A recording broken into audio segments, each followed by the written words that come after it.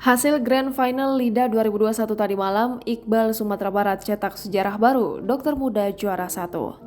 Kompetisi LIDA 2021 telah mencapai puncaknya. Hasil polling akhir dari dukungan pemirsa di konser kemenangan LIDA 2021 menjadi babak penentu siapa yang berhak menyandang gelar juara LIDA 2021 pada Minggu 22 Agustus 2021. Perolehan nilai tertinggi diraih Iqbal dari Sumatera Barat dengan nilai 35,22%, sekaligus menobatkannya sebagai juara 1 LIDA 2021.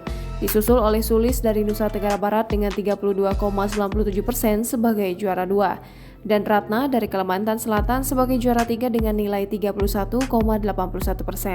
Iqbal pun mencetak sejarah baru di Liga Dangdut Indonesia. Profesinya sebagai dokter muda tak menghentikan langkah Iqbal untuk meraih mimpinya menjadi penyanyi dangdut terkenal. Atas kerja kerasnya, Iqbal sukses membawa pulang hadiah sebesar 500 juta rupiah, satu lagu kemenangan yang berjudul Lebih Dari Hidupku. Serta piala bergilir LIDA 2021 saat ini berpindah langsung ke Provinsi Sumatera Barat. Iqbal juga mengatakan akan terus memberikan yang terbaik khususnya untuk kedua orang tua dan orang-orang yang selama ini mendukung dirinya.